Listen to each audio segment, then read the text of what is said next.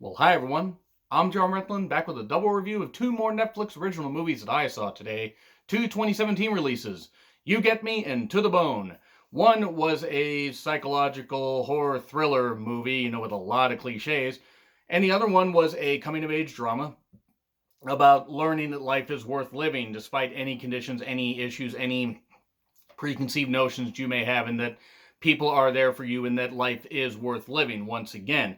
You may be surprised to learn that To the Bone is not the movie that is cliche ridden with a whole bunch of horror bullshit. That's actually You Get Me. And before I get into that, and you can probably figure out which one I really didn't enjoy, though maybe I didn't enjoy either of these movies, like any multi-movie review that I do, there be spoilers throughout. So, You Get Me stars Bella Thorne, and she also executive produced this. It features a first-time director, at least for feature films, and is a cliche-ridden mess, typical of a boy who has a girlfriend, and everything seems good. Then they have a fight at a party because he learns some stuff about her past, and they have a fight and they break up. And so he meets a girl that was at this party, played by Bella Thorne, and they go out, they drop some acid or some E or something, I'm not exactly sure, at a club. They sleep together, and it turns out this girl has a whole lot of problems. Like, oh, she spends one weekend with a guy. He's like, hey, I'm worried about my parents.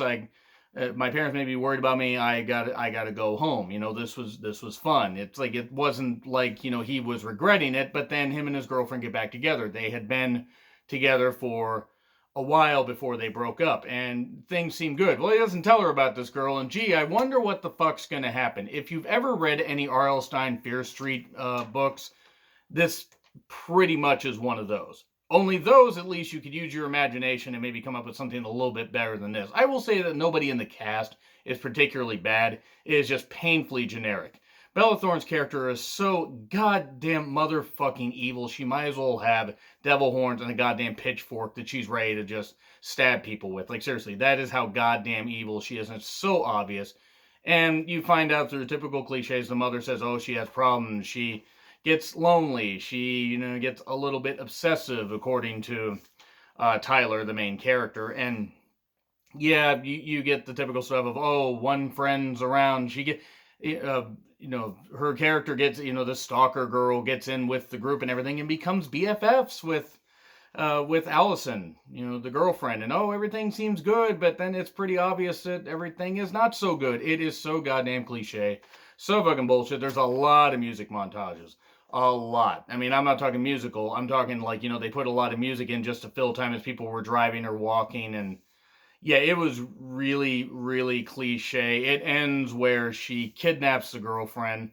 And oh, she even has her strung up. She had, had her strapped down, then hung her up. And oh, it's like, well, to Tyler, you said you love me, this kind of stuff. Oh, and they end up in this battle where there's a fire poker, fireplace poker that looks really, really remarkably clean, like it hasn't been used at all. And Bella Thorne has a gun, and oh no, a best friend comes to get him, and then she first shoots Tyler, but in the shoulder, and then she, tries to shoot at the friend, and then Allison stabs her with the fireplace poker that was somehow put in the pool, didn't, sink to the bottom at all, but okay, she just manages to get it. I guess it was magically floating. She stabs her, and then it ends with Tyler and Allison happy together, but Bella Thorne's being taken away. Oh no, no, Holly, her name's Holly. It's like, well, hey, she's talking to paramedic. Please don't leave me. Don't worry, I got you. And oh, it's like the end of Cable Guy. Only shit. I can't recommend. I'm bored. Let's talk about something actually good. To the Bone stars Lily Collins as a young woman that is overcoming anorexia. Well, trying to. Her family, her extended family, is very worried about her.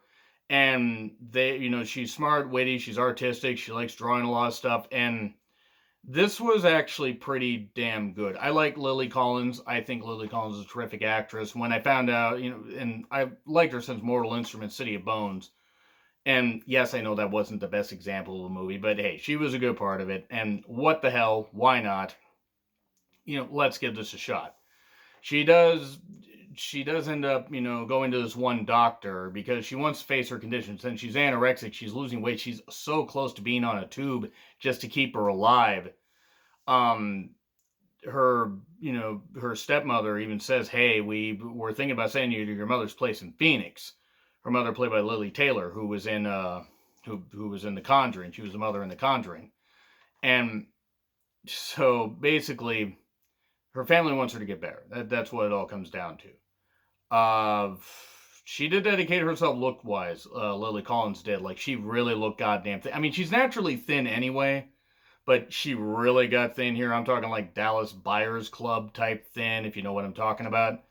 So Rebecca Kennedy, she's in this, and you have Carrie Preston, who's the stepmother, and also Keanu Reeves is Dr. Beckham. Okay, cool. Keanu Reeves is a doctor and is a level-headed individual. Cool. All right, grade up right there. That's exactly where Keanu Reeves' character actually helps make this. Now, he's not in everything, and if it wasn't for Lily Collins and a few of the other performances, I probably would have been a lot more down on this movie. It is tough subject matter.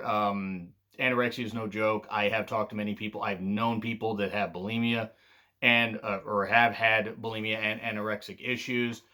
Thankfully, they all seem to have gotten over that, which is a really good thing. It is by no means something that anybody should ever have to go through, and it's unfortunate that anyone does.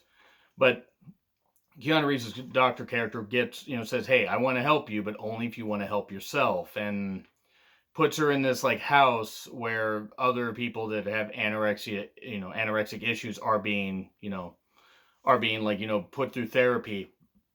And they don't have to eat, but if they do this, it's kind of like a point system thing. And the more good they do, the more they try to improve, the more they can go out. There's this British kid, Alex Sharp, he plays the character of Luke, and he's like the more open one about it. He obviously does take a liking to Ellen, Lily Collins' character. Later shortens her name to Eli. I guess she has a book about her. Yeah, I know, it was a cheap joke. What's nice about this, though, he does fall for her. They have some nice exchanges. There actually is some really, really good dialogue exchanges, and everybody seems genuine. This actually seems like something that could actually happen. It doesn't go too crazy. It goes a little bit weird at the end.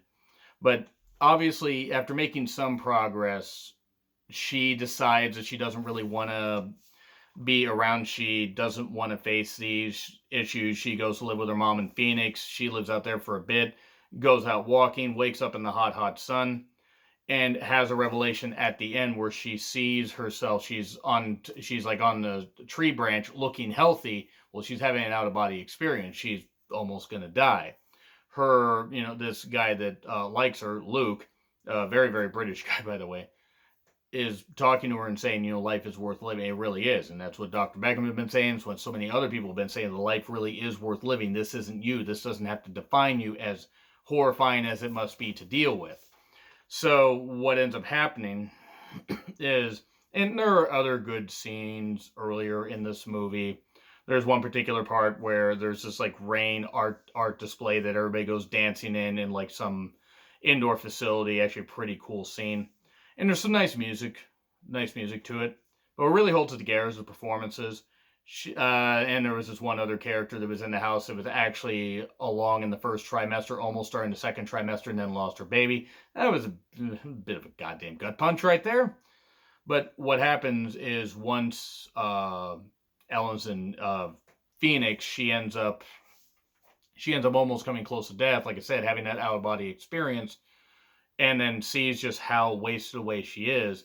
And she's imagining Luke saying this to her because she's, close to death, and says, it's like, this is worth it. Please, go on living.